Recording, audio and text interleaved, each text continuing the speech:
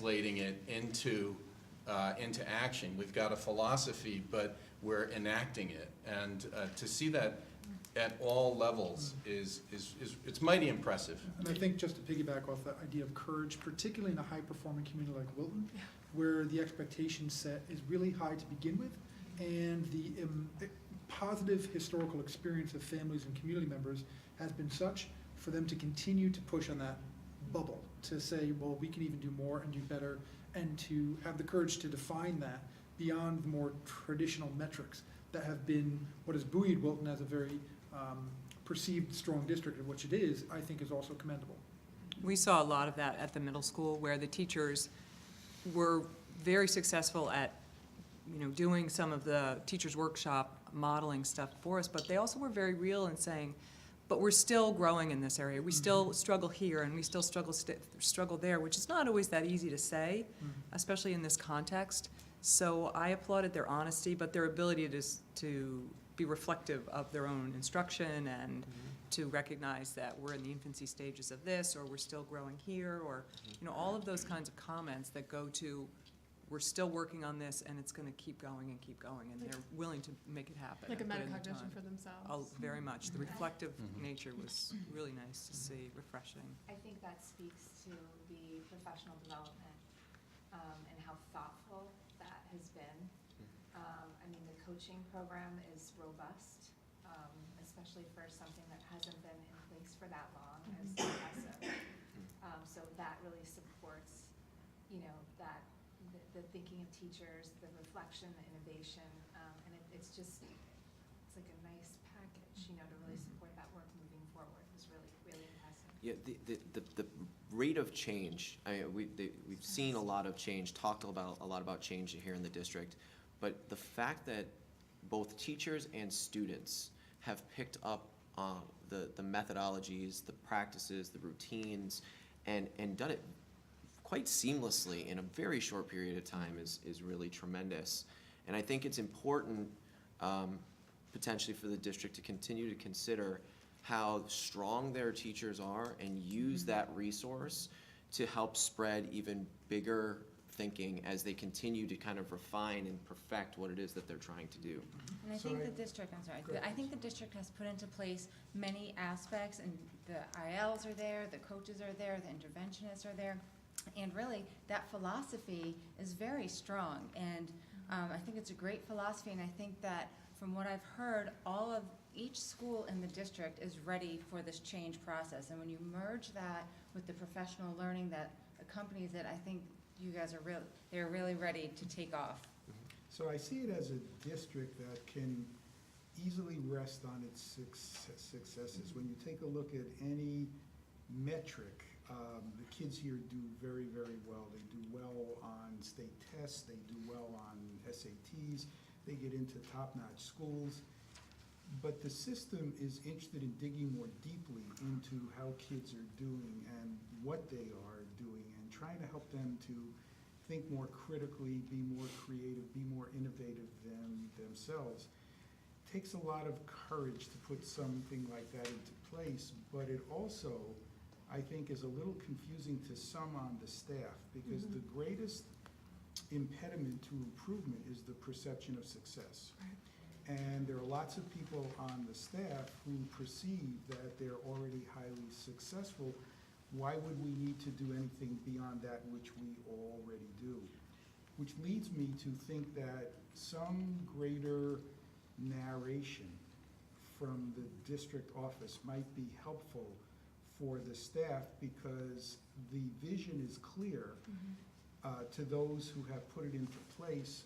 It's slightly less clear to the people, to some of the people in the schools, and I think that transition from why we're doing it to what we're going to do is an important shift to make.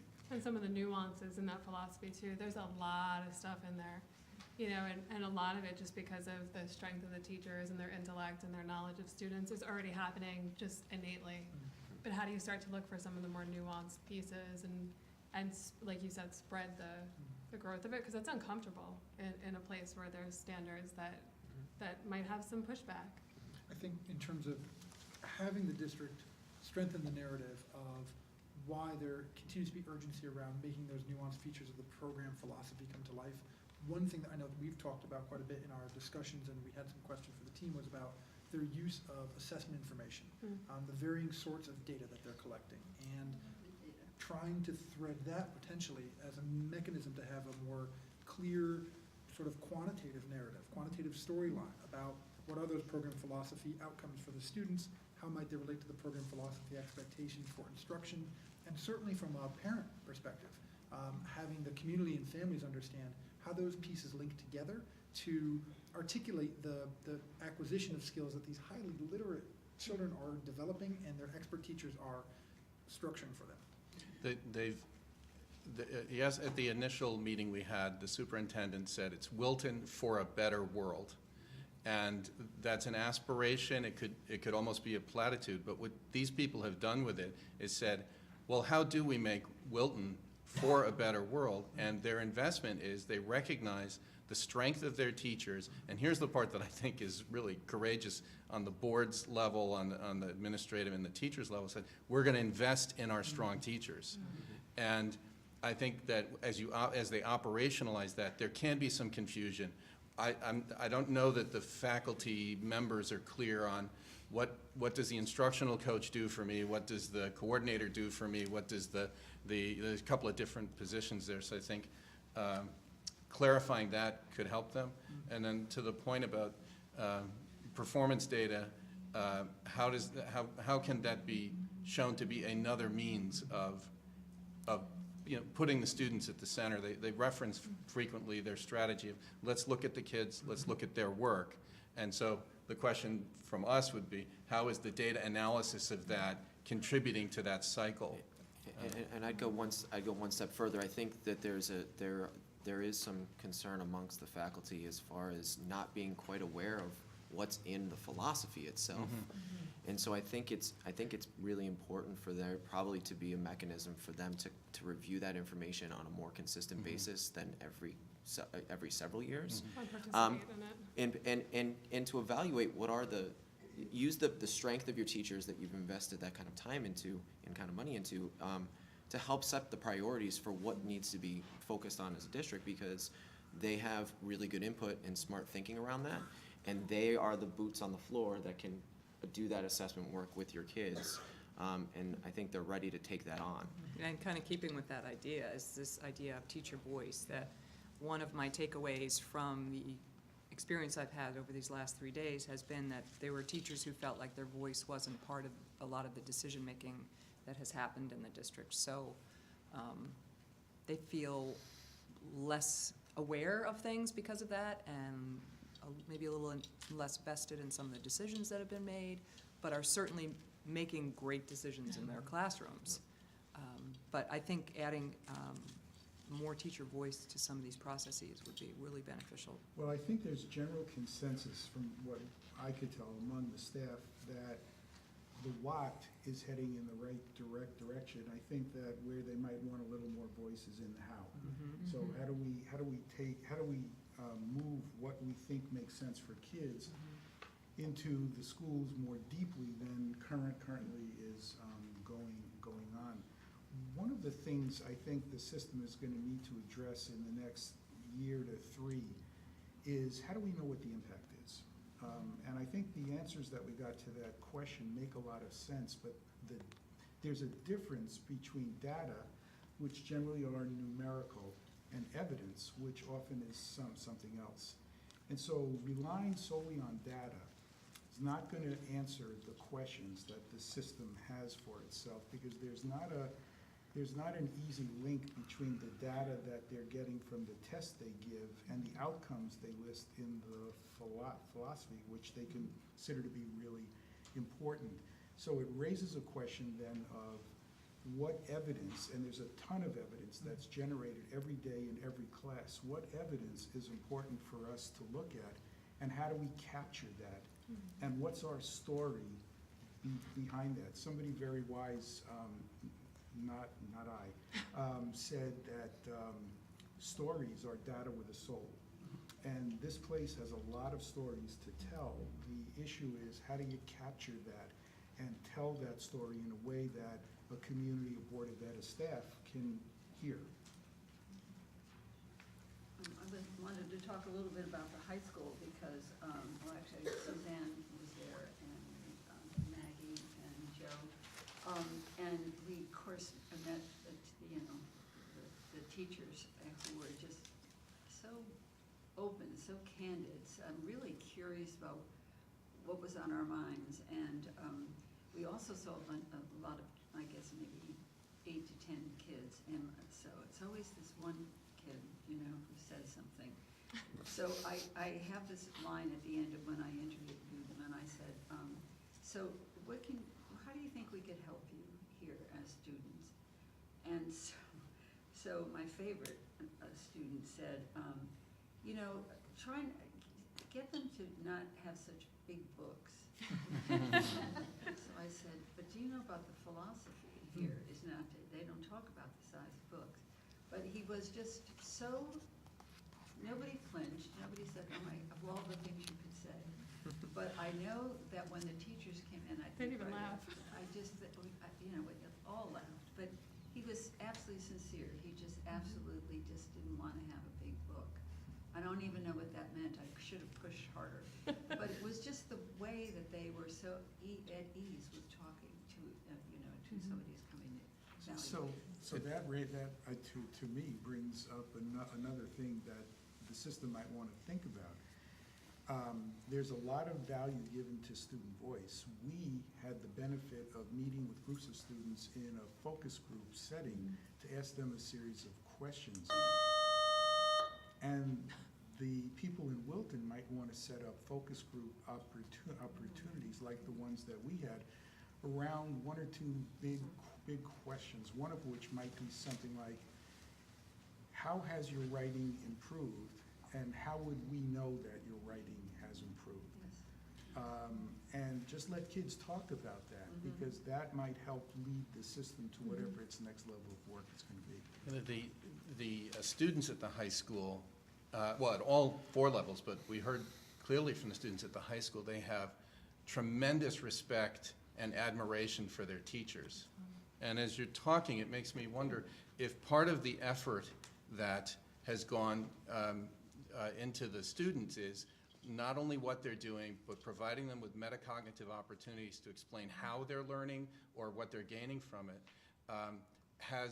Is it time to engage the faculty in a parallel dialogue? Not just what makes you a very fine teacher, but what are the venues for reflection so that the faculty could be having a metacognitive realization also, that this is pure John Hattie, make your thinking visible to each other. And I have, like Meg, we've heard about the concern for articulating teacher voice. Part of what we also heard was a mindfulness on the part of the administrators on how much they're asking. And so I'm wondering if some teachers feel they're not asking me, they don't want my voice in this, and you administrators saying, I don't want to push too hard, so I'm not going to bring it up. So they probably need to think about, are they ready to expand the dialogue with certain people? Or are there ways to elicit that dialogue without it being forceful, through surveys and things like that, to start the conversation? And I do want to think that another thing that the committee thinks that the Wilton folks probably want to consider is what is the role of performance-based assessment? What does that mean when you talk about it? Is there a way to find the Wilton PBA shared vision of what a performance-based assessment is? And how? We could go on, but Yep. unfortunately, we're out of time, so we need to go back to our assigned seats. Just push away. Nothing saying. Nothing saying?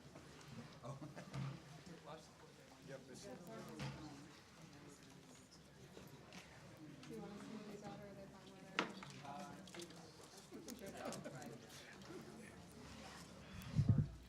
So, we're gonna be quiet now, and, we just like to hear anything you have to say. It resonated, and you don't have to tell us everything. What really resonated for me to the district is this idea of finding our story and communicating our story clearly, from the why to the what to the how to the impact. And that's something that I'm really kind of mulling over now and thinking about the current work that I'm doing and how to apply that. So much resonated, but I think that the rate of change in 1 year is something that is awe-inspiring, and I think that linking that to how teachers can have as much voice as we want our students to have resonates. I think what resonated with me was the celebration of the professionalism and expertise of our staff, and I feel like they're working really hard, and to be able to go back and celebrate that reflection is awesome. I think building upon that, it's great to hear the push for PBAs and student choice, and our response from the feedback last year empowered us to start challenging ourselves as teachers and having those conversations and saying, why are we doing this and what is best for kids with these types of assessments? Is this the only type of assessment we should be issuing? And just having candid conversations that were respectful with each other as professionals. Yeah, a lot of what I heard makes me wonder and reflect about ways that we can expand dialogue among teachers and students and, along these important axes, not just shared visions about things like PBAs and other metacognition, which is certainly very important, but also that we're using all of our intellectual and cultural capital that we have in the building so that people feel heard and that we're maximizing the quality of our discourse. Yeah, that's nice, thanks. Yeah, I would say what resonated with me was, well, partly the spirit, the whole Buffalo Springfield thing, I think was really very affirming for us, because like you said, we're a little close, and sometimes it's hard to step back and get an objective view of where we are. I'm also thinking a lot about what you said about how do we know we're successful, and what is the relationship between the type of assessments we have and the program philosophy. And can that tell a story that might enrich the understanding of the people that we work with across all stakeholder groups? So that's something I want us to reflect a lot on. I think one thing that resonated with me of many was when you all were talking about the intellectual courage of our staff and the reflective honesty that they have. And I think I see that in my role quite, that's basically my bread and butter. So that felt good to hear that, even within this context, they were doing that. And it inspires me to sort of think about other ways that I can continue elevating their voice for their kids. So thank you for that. Anybody on the outside? Want anything? I do. I'm biting my tongue for an hour. I saw the blood, that's why. Two things, really. One, thank you for validating the spirit in the district, because I've been walking around since September saying things are different this year, and my evidence has been probably several hundred micro interactions. But you're right, I agree. So that was really important, and I'm thrilled to know that, because I thought it might have been just me and the wine I was drinking. So that's great.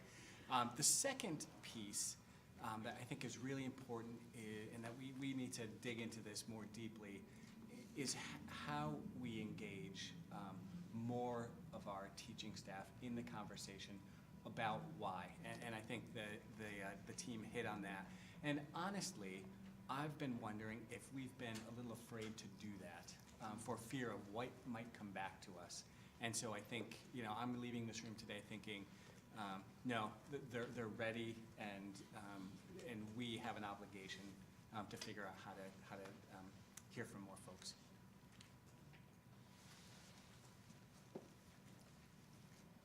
Well, so every day that we came back and we had debriefs, I would hear, and I wrote down, so much is going on here, part one. The data thing, everybody would start, so we want you to treasure what you measure. But mostly, it was so compelling for us to be here these 3 days and to see what you're doing and how you all go about it and how you are these quintessential pros.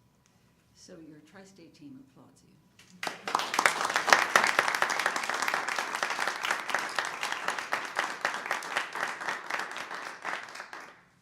I want to thank all of you too, because this was, I think, one of the best opportunities that I've had to kind of reflect on our work collectively, and I really appreciate your honesty. I know we asked you to be honest, and I feel like you were, and so, again, thank you very much. Thanks. We're all tired. We're not hungry though. So, Kevin, I think you wanted to.